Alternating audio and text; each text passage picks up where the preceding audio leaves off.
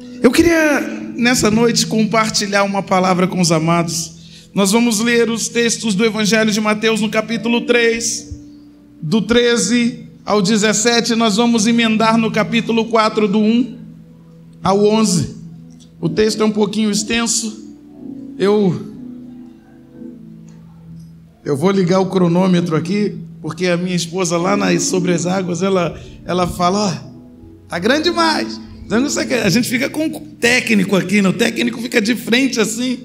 E aí eu agora estou pregando com cronômetro. O meu desafio é não passar de meia hora. Até que hora a gente tem aqui, pastor? Só para são 20 e 17 agora. 40 minutos, meu Deus. Vamos então ligar esse cronômetro. Vamos lá, meu Deus. Então João veio da Galileia ao Jordão para ser batizado. Então Jesus veio da Galileia. Eita, Jesus da glória. Então Jesus veio da Galileia ao Jordão para ser batizado por João. João, porém, tentou impedi-lo, dizendo: eu preciso ser batizado por ti, tu vens a mim? Respondeu Jesus: deixa assim por enquanto. Convém que assim façamos para cumprir toda a justiça. E João concordou. Assim que Jesus foi batizado, saiu da água. Naquele momento o céu se abriu e ele viu o Espírito de Deus descendo como pomba e pousando sobre ele. Então uma voz dos céus disse: este é o meu filho amado, de quem me agrado. Então Jesus foi levado pelo Espírito ao deserto para ser tentado pelo diabo. Depois de jejuar 40 dias e 40 noites, teve fome. E o tentador aproximou-se dele e disse: se és filho de Deus, manda que estas pedras se transformem em pães. Jesus respondeu: está escrito, nem só de pão viverá o homem, mas de toda palavra que procede da boca de Deus.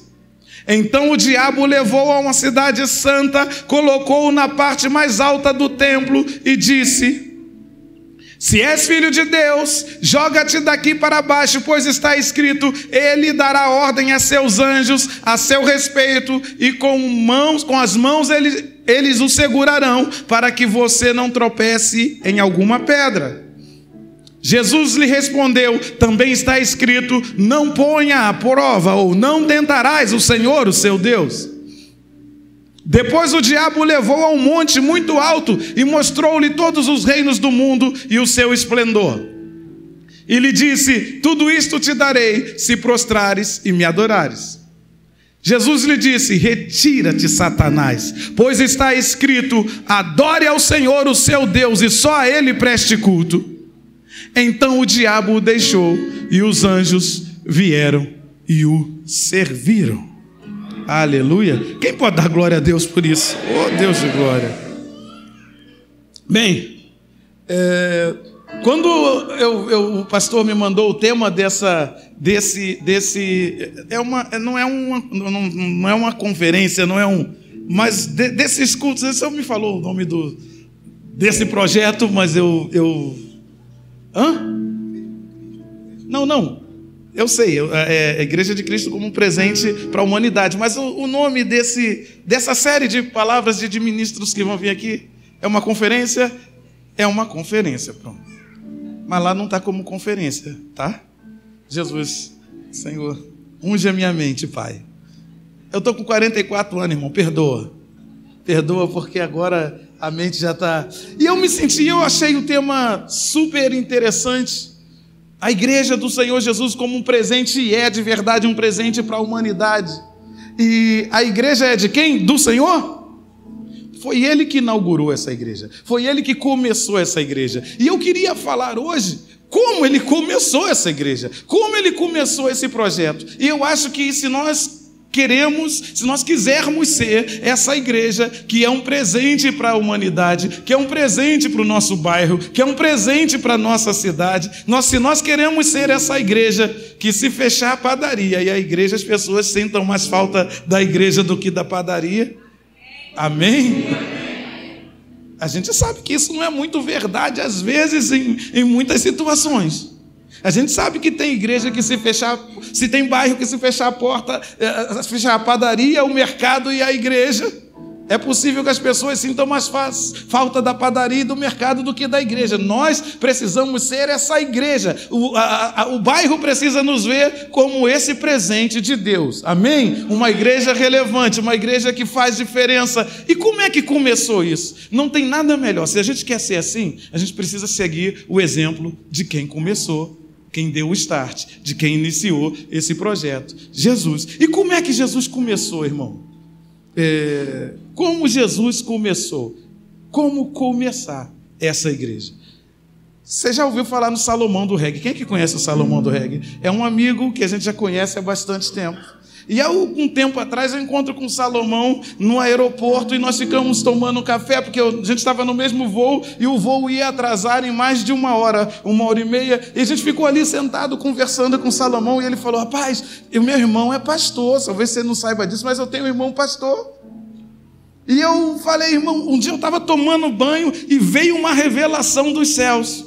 Ele falando, ele contando, veio uma revelação dos céus e eu escrevi uma canção. E eu falei para o meu irmão: Deus acabou de me dar uma revelação.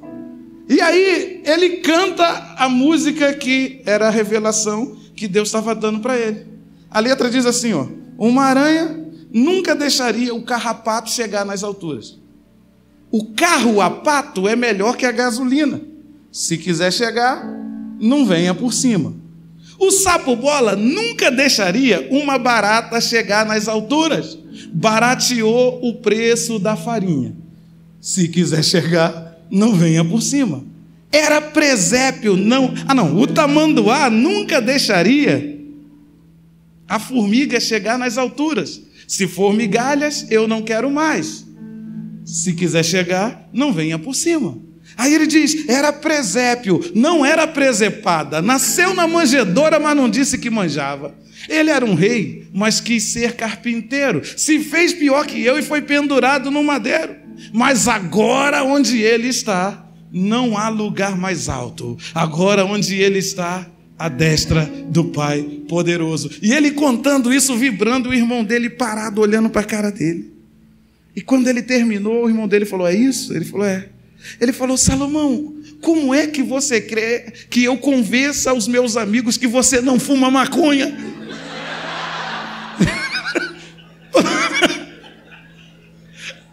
Ele, quando vai cantar essa música, ele sempre diz: se você entender essa música, você vai rir. E se você não entender, você vai rir também. Mas a verdade, isso tudo era para dizer que um rei, aquele que era dono de tudo, que é Senhor de senhores, que é Senhor dos céus e terra, quando decidiu começar uma coisa, veio por baixo. A primeira lição que Jesus nos ensina é: diga, submeta-se. Diz para essa pessoa que está do teu lado: submeta-se. Submeta-se.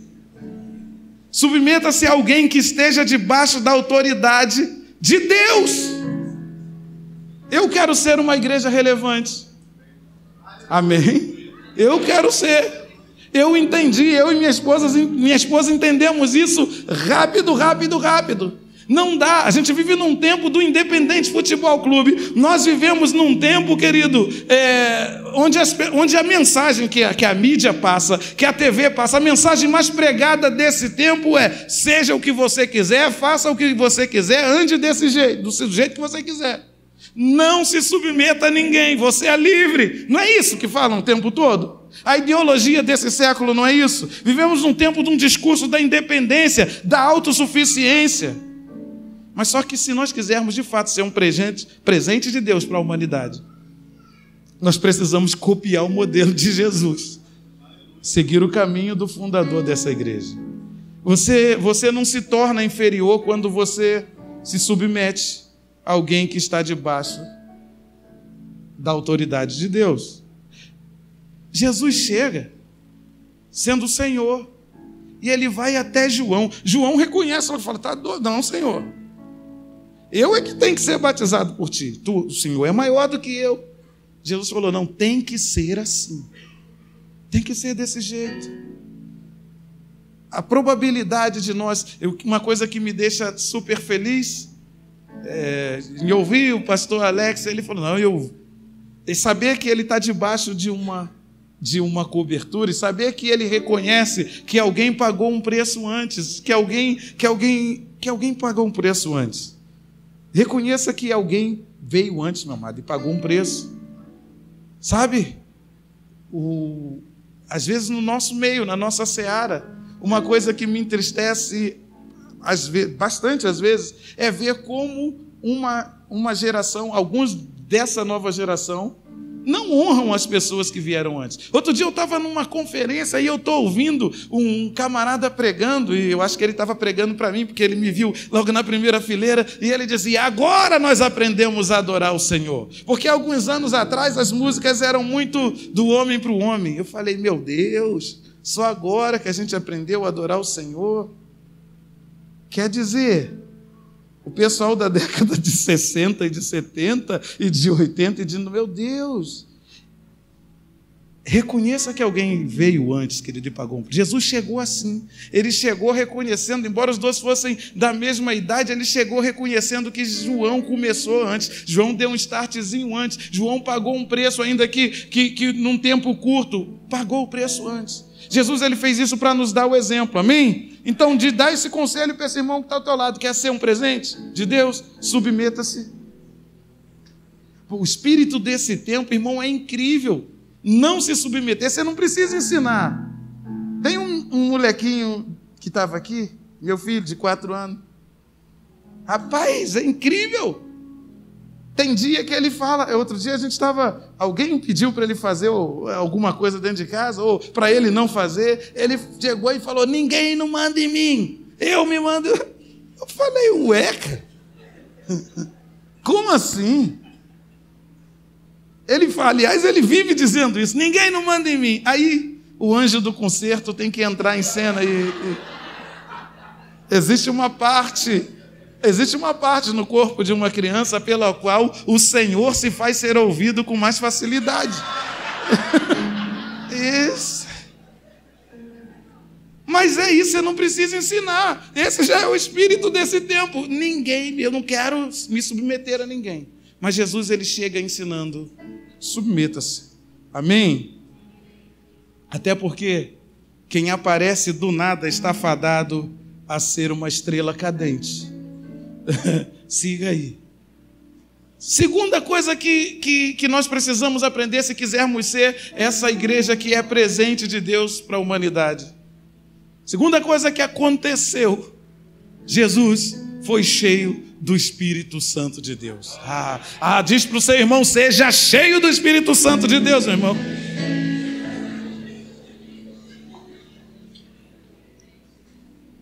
Se a gente quer começar, quantos aqui querem trabalhar na obra do Senhor, querem ser uma bênção para a obra do Senhor, querem ser uma bênção para Nova Iguaçu, para a Baixada, para o Rio de Janeiro, amém? Então você precisa ser cheio do Espírito Santo.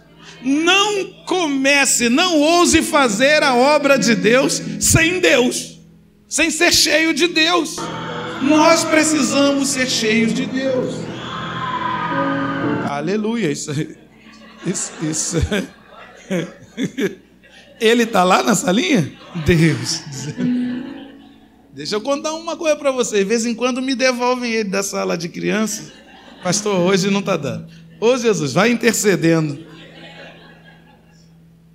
Não ouse fazer a obra de Deus sem Deus. Nós precisamos ser cheios do Espírito Santo de Deus. Jesus, que veio do céu, ele não começou sem ser cheio. Ele chega em João, me batiza e o Espírito vem sobre ele. Eu e você precisamos ser cheios. O que é que a gente precisa fazer para ser cheio de Deus, irmão? Nós precisamos gastar tempo com Deus. Nós precisamos gastar tempo com a palavra de Deus. Nós precisamos gastar tempo de oração.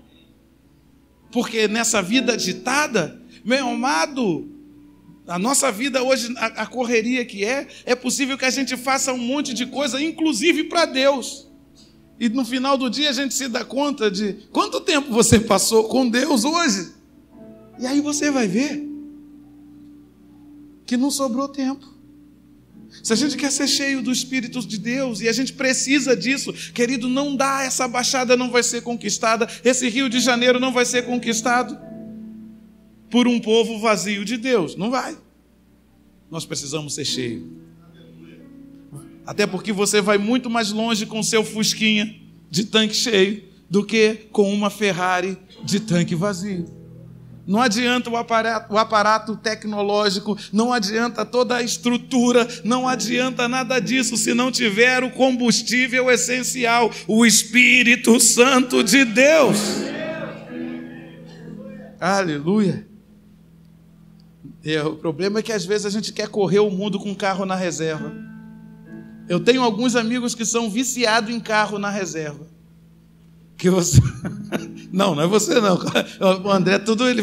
Não, mas não é você não, pode ficar tranquilo. Mas é verdade. Você entra no carro do cara, o ponteiro não sai de reserva. Fala, cara, você gosta de passar susto. O carro na reserva, você nunca sabe exatamente. A gente de vez em quando vê carro enguiçado na linha vermelha, carro na reserva. E às vezes, espiritualmente, a gente quer agir assim. A gente sabe que precisa buscar mais. A gente sabe que precisa orar mais. A gente sabe que precisa jejuar mais. A gente sabe que precisa ler mais a Bíblia. Mas o que tem está dando para andar e a gente vai tocando. E vai tocando assim. Mas não, irmão. Jesus foi cheio. A Bíblia diz que ele foi cheio. Eu entendo cheio como cheio. Não tem outra coisa. É cheio, irmão. Não deixa nem chegar no meio, fica lá em cima, no talo. Amém? Amém? A igreja que é um presente de Deus é essa igreja, cheia do poder, cheia da autoridade, a igreja que vai chegar e dizer assim diz o Senhor, a igreja que vai dizer em nome de Jesus, sai demônio. É essa igreja. Faça o que for preciso para ser cheio do Espírito Santo de Deus. A igreja precisa ser cheia. A terceira coisa que acontece quando Jesus começa essa igreja, esse ministério, ele fez um caminho para o deserto. Fez um caminho para o deserto.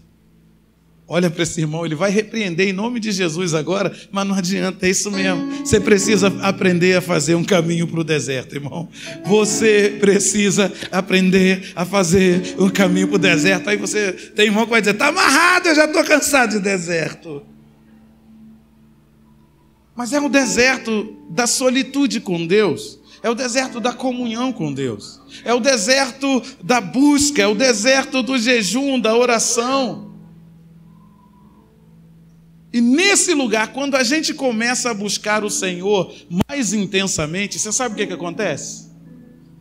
Quando a gente começa a buscar o Senhor mais intensamente, nesse deserto, Jesus acabou sendo tentado pelo diabo.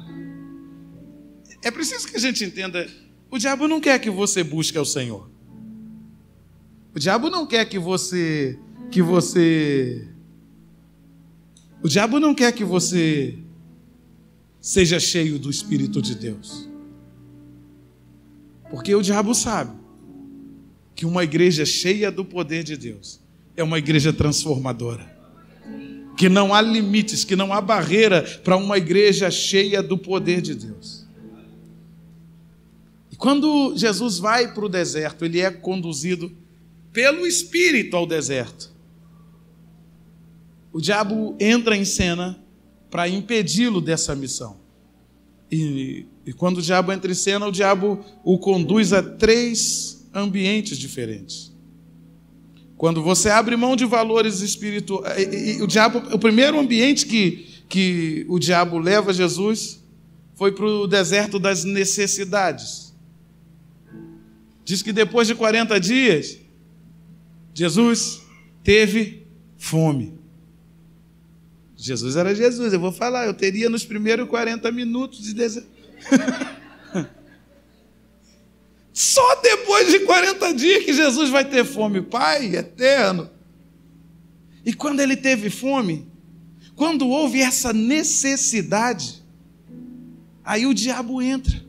É quando você abre mão de valores espirituais. Era isso que o diabo estava tentando fazer para satisfazer as necessidades materiais temporais. É quando a gente é tentado naquilo que a gente precisa mesmo. É quando você vê, quando você tem a real necessidade de ter, só que não tem.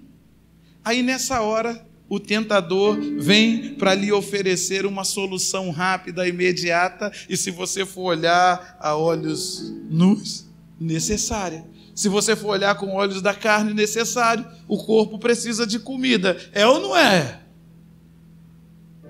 É quando o que precisa ser feito é infinitamente maior do que os recursos que você tem nas mãos.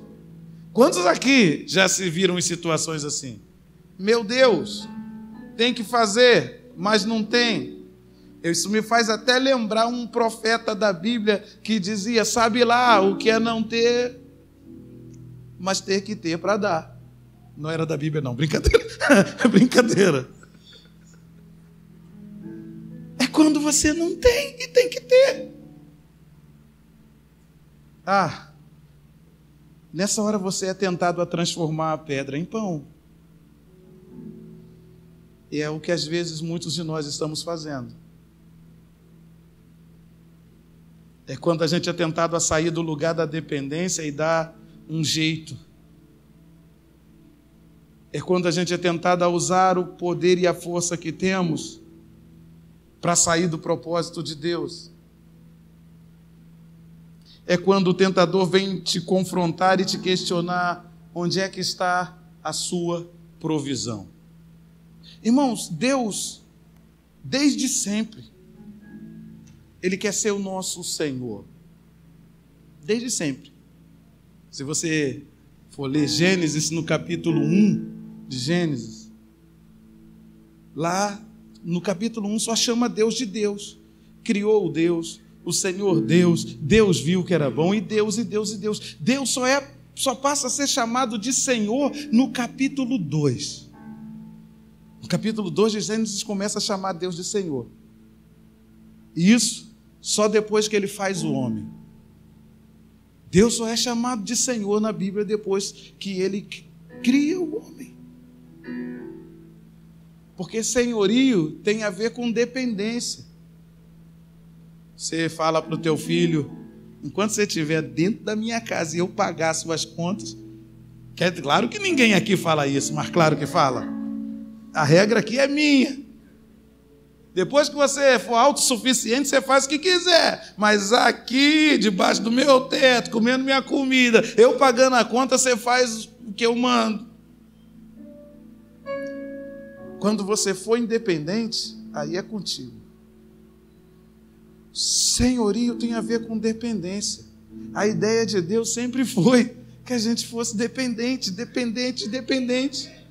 Deus criou o homem. A Bíblia diz que Deus fez o homem. Lá em Gênesis diz que Deus criou as plantas, que criou o jardim. E a Bíblia diz que ainda não existia o homem para cultivar esse jardim. Cultivar, ou seja, Deus criou o homem com capacidade para cultivar. Deus criou o homem com potencial para fazer, com capacidade de conquista e de realização. Só que Deus não deixou.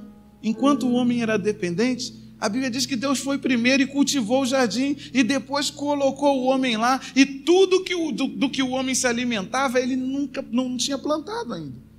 Deus não tinha deixado o homem trabalhar, Deus não tinha deixado ainda o homem ver o que é ralação, Deus não tinha deixado o homem pegar numa enxada ainda, e Deus tinha prazer em sustentá-lo.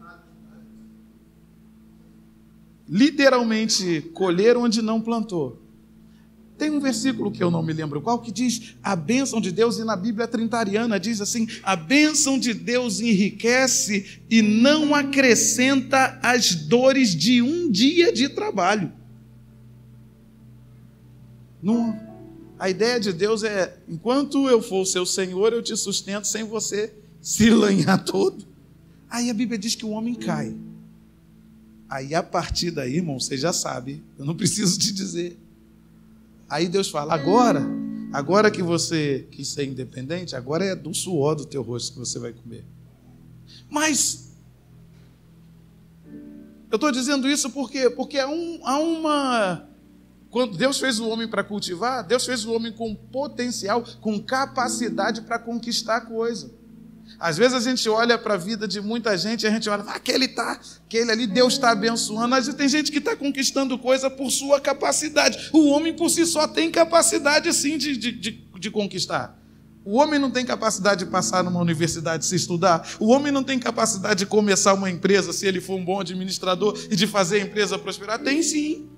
Deus deu essa capacidade. Mas é muito melhor quando a gente deixa Deus ser Senhor. É muito melhor quando a gente fica debaixo da asa da dependência do Senhor. É muito melhor quando a gente deixa Deus ser o provedor. É muito melhor. Jesus entendeu isso. Jesus entendeu isso. Ele está falando ali, Satanás está querendo que eu transforme essa pedra em pão. Já está vindo anjo dos céus para me servirem. É muito melhor quando a gente espera anjos do céu descer e servir, irmão. Jesus venceu dizendo, nem só de pão viverá o homem, mas de toda a palavra que sai da boca de Deus. O primeiro ambiente que o Satanás leva Jesus é o deserto das necessidades. O segundo ambiente, o deserto da religião. A Bíblia diz que Satanás leva ele num pináculo do templo. Ele leva ele num ambiente religioso. Existem armadilhas, querido, dentro da nossa estrutura religiosa. Existem lugares altos dentro da nossa própria estrutura religiosa. E muitas vezes, para ocuparmos esses lugares, esquecemos que se não for o Senhor que nos coloca nele, eles não servem para nós. Dentro da religião. Satanás não conseguiu pegar ele na necessidade, falou, vou levar ele dentro do ambiente dele. Vou levar ele lá no pináculo do templo. Foi o Espírito de Deus que levou Jesus para o deserto, mas no pináculo foi Satanás. Nós nos impressionamos, às vezes, querido, com as altas posições. Nós nos impressionamos com os títulos. Nós nos impressionamos com os impérios religiosos. Com o número de membros, né? Com quantos CDs foram vendidos. Com quantos likes nós temos na internet, quantos seguidores. Só que Deus não se impressiona com nada disso. Deus não se impressiona com quantidade, querido. Deus não se impressiona com números. Aliás, quem tenta impressionar com números é o outro, é o gadareno lá. Que Jesus pergunta, o teu nome? Ele fala, somos muitos. Deus falou, qual é o seu nome? Montes. O cara tinha uma legião. Uma legião romana tinha cerca de 3.000 soldados. 3.000 agarrados no couro dele. O gadareno, ele usava uma camisa preta e vermelha, Flamengo e...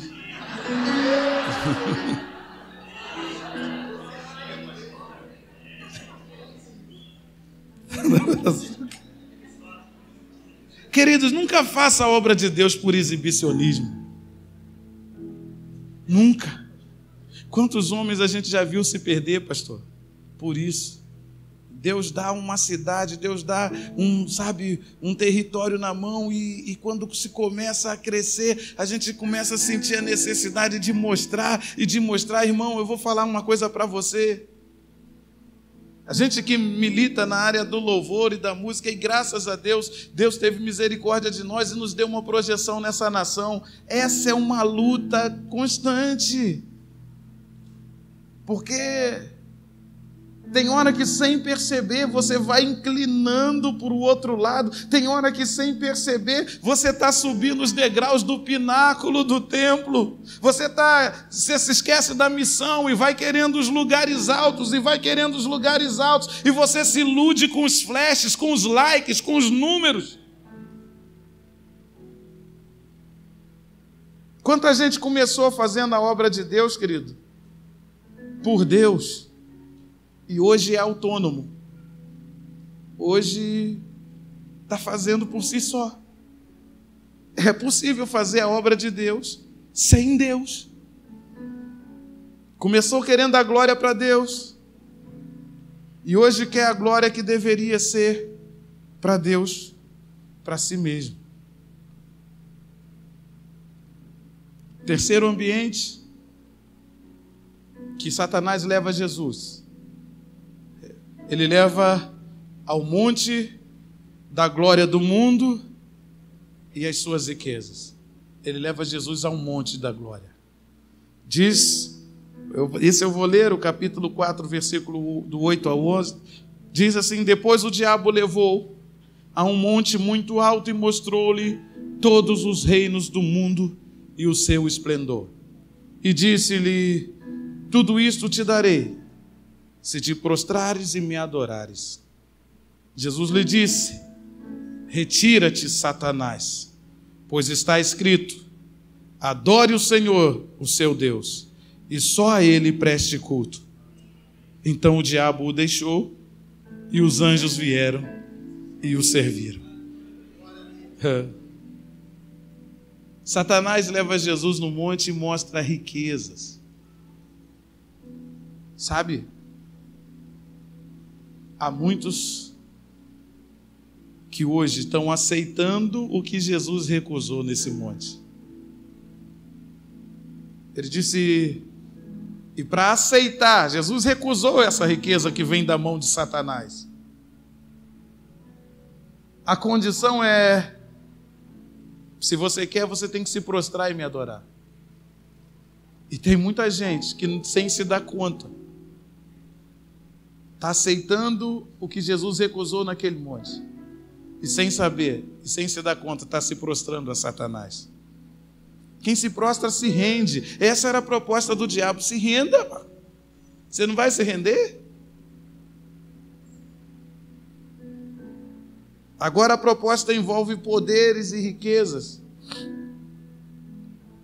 E quem não sabe que tipo de glória tem buscado, querido, vai se render quando as riquezas e a glória do mundo lhe forem oferecidas. Sabe, eu falo muito para ministério de louvor. Muita gente me pergunta. Aliás, eu voltei um canal no YouTube agora. Muita gente fica, fala, e não tenho como atender a todo mundo que me pergunta. Então eu falei, vou fazer um canal do YouTube para falar desse negócio. E aí, quem quiser entra lá e vai estar lá. Então se inscreve lá. Se inscreve lá. Vai lá. E as pessoas, muita gente me pergunta, como é que começa? Eu falo, primeiro você tem que saber do ônibus, né? Essa é mais uma para eu falar. Você tem que saber o que é que você quer, irmão. Que tipo de glória você vai buscar? Porque no meio do caminho vai ter um Satanás que vai te oferecer um outro tipo de glória, que vai te oferecer um outro tipo de riqueza, ou que vai te oferecer por um outro caminho. Então, se você não sabe que glória você está buscando, quem não sabe que glória busca vai se render quando as riquezas desse monte lhe forem oferecidas. E Jesus, ele sabia desde sempre. Jesus, ele sabia desde que desceu do céu que tipo de glória que ele queria. Que a glória que Jesus queria estava no rosto de Deus Pai, estava no brilho do Senhor. Você tem que decidir agora, querido, que tipo de glória vai te cativar. Se nós quisermos ser uma igreja que seja um presente para esse tempo, que seja um presente para a humanidade, nós precisamos ser a igreja que busca a glória dos céus, a glória de Deus, e que não se curva e que não se rende aos tesouros vindo da mão de Satanás. Um tipo de glória. Essa semana passada, pensa numa alegria que eu fiquei. Eu vi um pregador que há uns 10 anos atrás me foi apresentado, e ele começou muito bem, um homem de Deus, e ele pregou. E daqui a pouco, no meio do caminho, ele foi crescendo tanto no Brasil. Só que ele se perdeu no meio do caminho. E eu estou falando isso porque ele deu um testemunho diante de milhares de pessoas essa semana e reconheceu isso. E ele se perdeu. A qualquer um que olhasse para ele e falasse, Deus está abençoando esse cara. E ele disse: eu cheguei a ter mais de R$1 milhão em carro parado na minha garagem. Só que ele estava um dia aqui no Rio de Janeiro e um amigo nosso estava levando ele no aeroporto e o telefone toca. Eu estou terminando, em nome de Jesus. Terminando. Telefone toca e era um cantor amigo que falou: olha, você está onde? Ele falou: estou indo levar o pastor tal no aeroporto. E ele falou: qual pastor? Aquele que pede dinheiro? E aí ele falou: meu Deus, foi o pior dia da minha vida, porque eu não tinha me dado conta no que eu tinha me transformado. Daí para lá ele entra numa depressão e ele fica 1 ano e meio mais ou menos sem ministrar. Ele largou tudo. E nesse 1 ano e meio parado, já que ele tinha uma empresa que tinha cursos, ele contrai uma dívida de mais de R$2 milhões. E chegou ao ponto de passar fome, de não ter dinheiro para comprar um pão. E há 2 semanas atrás, eu estava com ele numa conferência em São Paulo, e ele estava testemunhando isso. E ele disse: eu me perdi e não vi que tinha me perdido. E ele falou: não foram culpa dos pastores com quem eu me envolvi. Foi minha culpa. O meu coração se deixou seduzir. Irmão, Deus, eu não tenho dúvida de que Deus, pastor Alex, eu não estou falando isso para impressionar, nem para emocionar, nem nada. Eu não tenho dúvida de que Deus tem um futuro brilhante para essa igreja. Deus tem um futuro brilhante para essa casa. Deus vai levantar gente aqui que vai fazer diferença, sim, nessa cidade, no Brasil e nas nações. Eu creio, querido. Eu creio que daqui sairão flechas e flechas e flechas. Porém, a gente tem que saber antes. A gente tem que decidir antes. A gente tem que decidir agora. A gente vai começar como Jesus começou. Sendo humilde, nos submetendo. A gente vai começar como Jesus começou, sendo cheio do Espírito Santo de Deus. A gente vai começar como Jesus começou, fazendo o caminho do deserto, o deserto da consagração. E lá a gente vai rejeitar, sim, vai rejeitar as riquezas de Satanás, vai rejeitar as pirotecnias de Satanás. E lá nós vamos rejeitar, sim, ainda que estejamos passando no deserto, querido, com necessidades, nós vamos saber dizer não. Nós vamos saber dizer não às propostas do inimigo. Amém?